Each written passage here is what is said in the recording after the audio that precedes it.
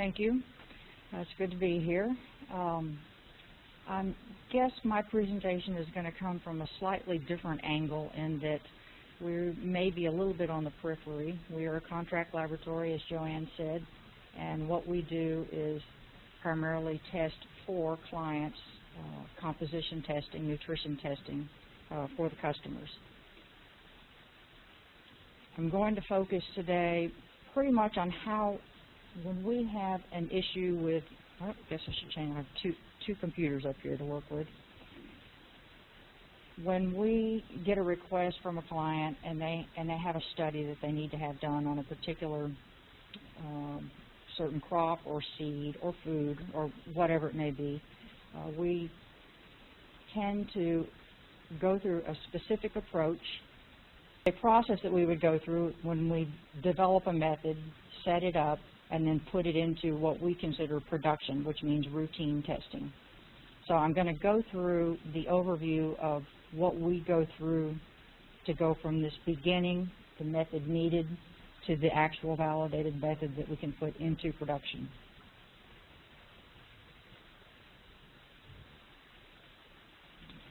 First of all, I'm going to start with the very last point, and that's so I can give you a little context. When I say method validated for production testing, I want to define what we mean by that. Validated method is one that has been proven to be true. Within the realm of laboratory analysis, it is a series of analytical steps that uses very specific equipment, reagents, and supplies that are performed under specific conditions that will accurately produce results for a given analyte. And the word accurately there I have highlighted because there's a specific definition that goes with accuracy that I'll discuss later when I take on method validation. So let's say we get a request for to conduct a study, and this is a particular crop or seed and for a particular analyte. In this case, I'm going to pick quinoa, which some of my coworkers like to pronounce as Quinoa, and the analyte of interest in this case would be folic acid.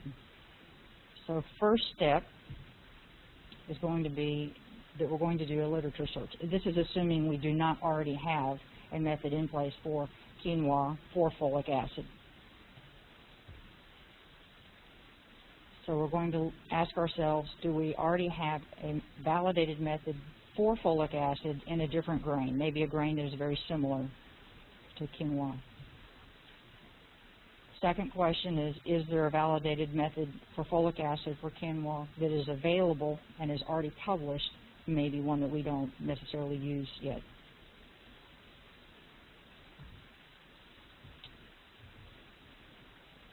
In conducting the literature search, of course, the first place we're going to look is internally to see if we have methodology already in place for this. But when we don't, the common places that we're going to go and look for a method are going to be some of the journals and associations and organizations that publish methods. And I have a list of these. These are not in any order of preference, simply alphabetical order.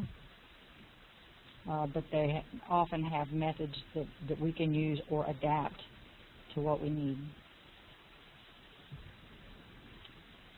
Second stage of the process would be the actual method development. Now, in this case,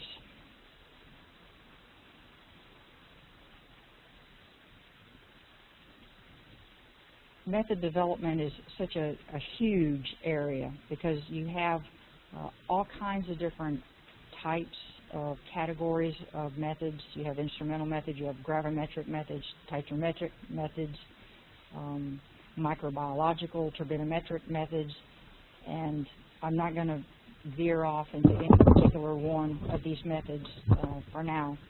Now, the folic acid method that I referred to, we actually do already conduct folic acid in a variety of grains where it's been validated.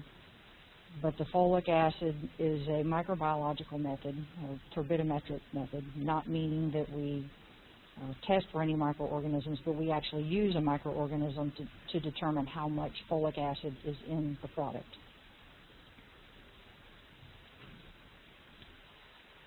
Once we've decided on where we have a starting point with a method that we're going to build on, that's when we start conducting a lot of lab investigations, method investigations, to apply it to the specific matrix we're interested in.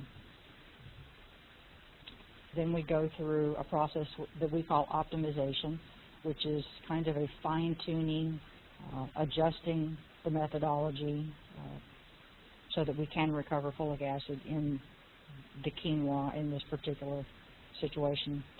Sometimes that may mean if it's an HPLC method, maybe we have to slightly change the column, change the retention time. We may have to change our extraction solutions to be slightly different ratios or different solvents. But we update the method to make sure that we are getting good recovery. One key aspect of any method development and validation is before you get to the validation, you almost go through a pre-validation before you even do your real validation of the method. And part of that is going to include having a written method. The method doesn't have to be completely comprehensive, but your basic steps of your method should be pretty set, and this is what you're going to follow when you go through your method validation. You'll also have a protocol, and this is the specific steps that you're going to go through as you conduct your method validation. Both of these things are, the method is something that you don't change as you go through your validation, nor is your protocol something that you actually change. You may have slight deviations, which will be documented as part of your validation report. Next is actually conducting the method validation according to the protocol, going through each of the steps.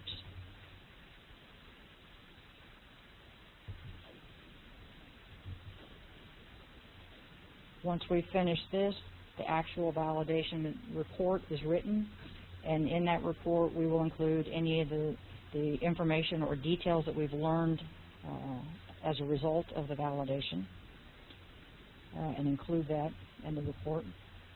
Then the method, we will go revisit the method, where we will update with some of the details that we've learned, and some of the details, it could be a very specific quality control plan for that method as it is run in the laboratory.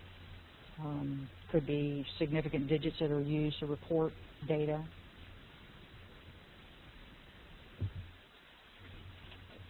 Now I'm going to spend a little bit of time on actual method validation and what that means. What are the key parts of method validation? What is it we're looking for to make sure that a method is sound to use?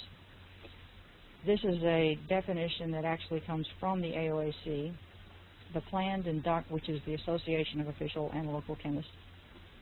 The planned and documented procedure to establish a method's performance characteristics. The performance characteristics or the validation parameters of the method determine the suitability for its intended use. The performance characteristics define what the method can do under optimized conditions of matrix solution, analyte isolation, instrumental settings, and other experimental features. And again, this goes back to the fact that a method is written and is designed typically for, has a very limited scope that it applies to, and it is very set conditions. You don't change a method as you go through in the laboratory. It has to be run consistently for that particular matrix, for that particular analyte.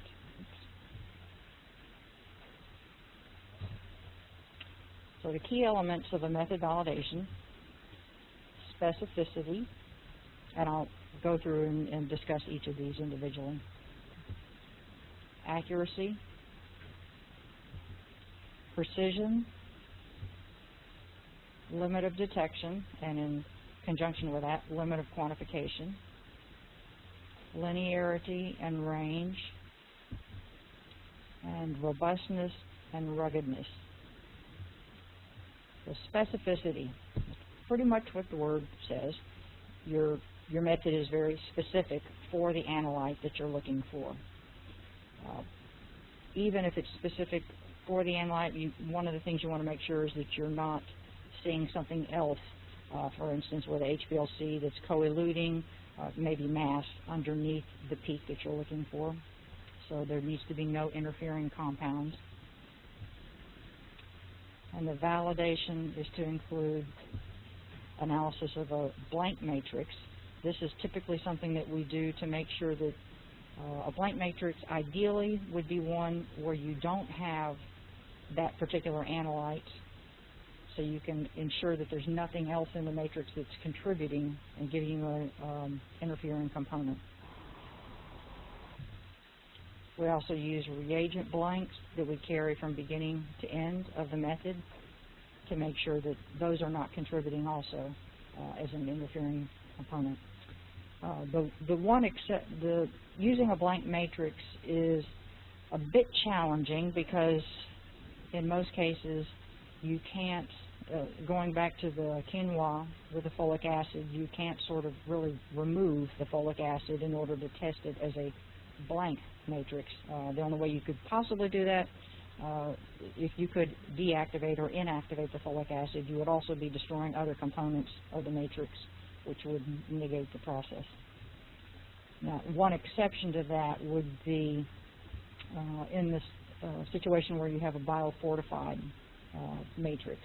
And we recently tested a crop that was biofortified, and it was very easy to see which of those was not biofortified because it came out with nothing.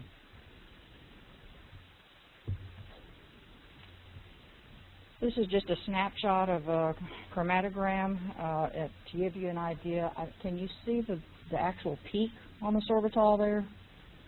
I don't know if it's showing up very well. It's very light gray colored. But something like this is what we would look for in specificity to make sure that we're seeing just the peak of interest, that it's not got another peak coming right down next to it or underneath or overlapping. Now we go to accuracy. This is just the capability of an analytical method to determine the correct measurement or the exactness of an analyte. And the way we do this is typically include standard reference materials or certified reference materials when we go through our validation protocol.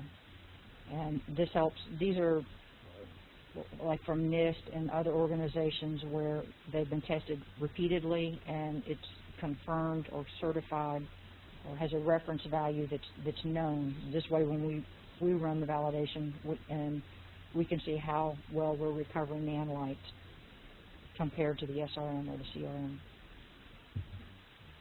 We also use control samples. Sometimes these are internal control samples that we run and start running. It's best to use a control sample, again, that already has a known value and some historical data to it. And in many cases what we'll use are we participate in multiple proficiency programs, and we will take some of these that already have some known values and carry those through our method validation process. Another option is comparison to a secondary method. Maybe this is not a new analyte that we're setting up for, but a new method we're setting up for, so we would run the alternate method and compare the results of the new method to the existing method. And finally, we can also use comparison to a secondary laboratory, where we would outsource to a different laboratory and compare our results to their results, preferably more than one laboratory. Precision. This is the ability of an analytical method to produce consistent results.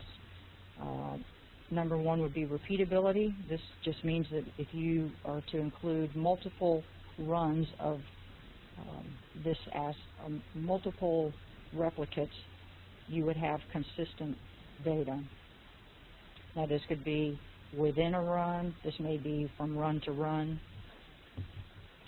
We also have intermediate precision as part of the protocol. This includes a second person who basically runs the same set of protocol steps as the first person to ensure that There's no significant difference between analysts and the results obtained.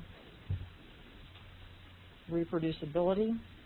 This is, again, goes back to sort of sending to an outside laboratory, a different laboratory for testing, so between labs, the ability to reproduce the method. Limit of detection and limit of quantification. Again, these two go together. The LOD, limit of detection, is the lowest concentration of an analyte that we can actually detect for a given method. The LOQ is the lowest concentration of an analyte that can actually be quantified or that we would report out for a method. Linearity and range.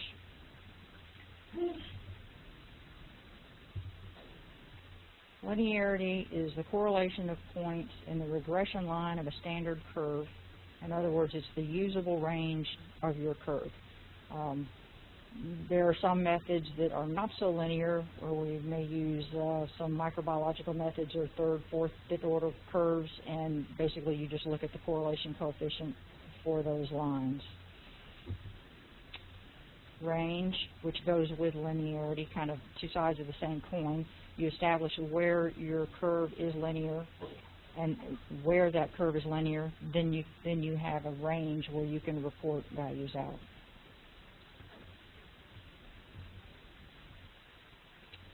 Robustness and ruggedness. Robustness is basically the ability of a method to produce consistent results when you're running it under normal conditions. It's just run repeatedly and in how consistent your results are.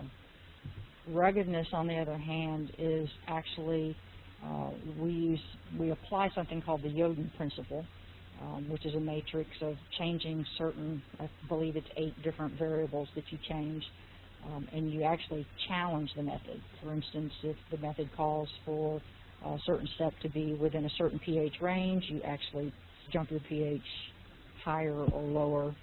You may incubate for a longer period of time or a less period of time. So you're actually pushing outside the boundaries of what the method calls. And this will show you how rugged it is to changes in the method. Some of the issues that I could think of to consider for biotech crop composition analysis,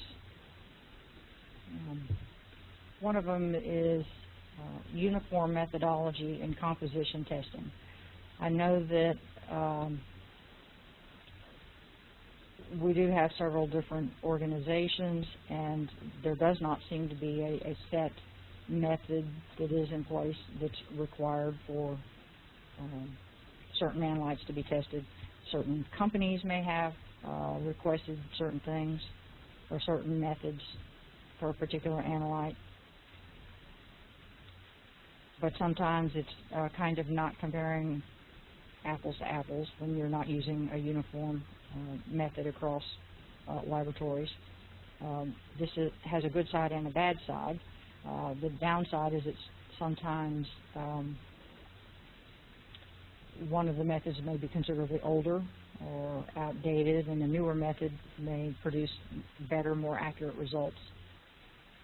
The bad side of that is that from a science perspective, you always want to be able to actually use 2 different methodologies and have similar results, which only further validates that your methods are good.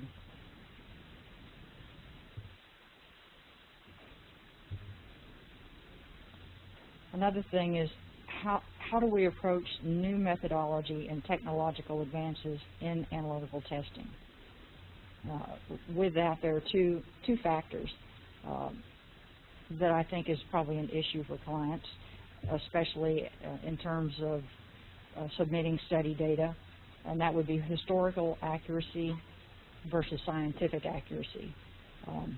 Sometimes people don't want to see the numbers actually change, but it could be that new methodology and new procedures have actually invalidated some of the older data. How do you handle that as company who's acquiring compositional data. How do you deal with that from a regulatory perspective when you're submitting data as part of a study? And finally, this would bring up the need for having collaborative studies and coordination between various laboratories on how we develop new methodologies, what are the best methodologies, keeping current with methodologies. And that is pretty much an overview. It's a very simple overview of how we go through from what is needed to getting to a validated method that we put in production. It's typically going to be a situation where developing a new method completely from scratch is not a requirement. There are so many tools and techniques and instrumentations and organizations and journals and methods available, universities, that typically you're going to be falling in somewhere between the literature search right up to the method validation. So it's not a matter of building completely from scratch. It's figuring out where you can start in that process.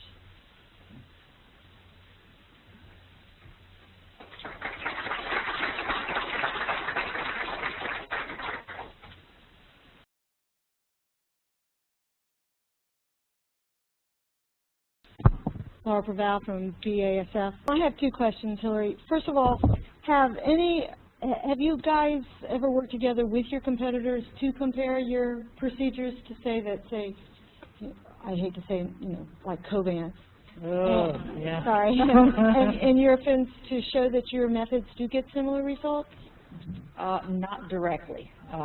Indirectly, what we have done is we just send samples to them for certain tests or groups of samples, so we get the information that we need. So it's not exactly what I would call a cooperative effort. Now, there have been some other laboratories that, yes, we have done that with, and we occasionally do ring studies or small collaborative studies or AOAC collaborative studies where other labs may be involved in that testing, but I think it would be a good thing to do that, but I don't know that we've ever really approached them for that, or vice versa, since they are somewhat competitors. Arch enemy, yes. My second question has to do with, have you adapted any NIR techniques, so non-destructive techniques, and have you done any comparisons of that kind of approach to the more wet chemistry type approach? We are just starting to do that a little bit, and it's only applicable to some components that you're looking at, but yes, we have begun doing that. Thank you. Mm-hmm. Bill Price, retired FDA. Question is, the relationship with like the AOCD and publication of these methods, at what point would you see that necessary to get into a bound volume of what approved methods or validated methods are? And how are you working with which different groups are validating and publishing methods? There's a variety of groups that obviously validate and approve methods, but you're talking about within the context of the biotech. Well, not just biotech, but all methods for measuring the nutrients and anti-nutrients and so forth. And like AOAC has annual publication, right? Mm-hmm. So that type of thing. Now, I think it is moving in that direction, I think. Now, part of the problem is that you essentially have something like AOAC and then AOCS, and the methods are identical.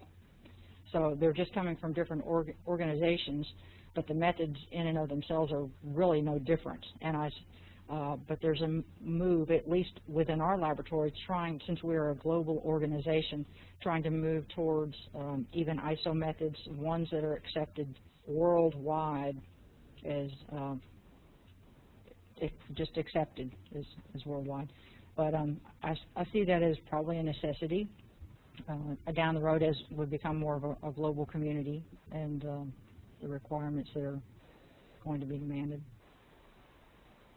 Bill Ridley, St. Louis University. Have you got an example where you've seen an assay drift, let's say from year to year, maybe across a crop, to give us some idea of the variability that's inherent in the method compared to the variability that may come from different environmental areas or different varieties? Well, typically, I think for method variability, when it's strictly due to the method, that's when we would, that's where our controls and control charts come in very convenient, because we can see if there's anything about the method, if there has been a method drift, a slight change, something has been incorporated, so forth. The controls will give us an indication of that. Now, in terms of variability due to the different crops, where they're grown, when they're grown, that can jump all over the place. There's just, can be a lot of variability. Again, depending on what it is, not only that, you have, for instance, your vitamins or enzymes, you can see a lot of degradation over time, so it becomes a matter of how they've been stored, how long they've been stored, what kind of conditions they were stored in. So a lot of things that can contribute to variability, especially when we receive samples from clients and we don't always know the details of that.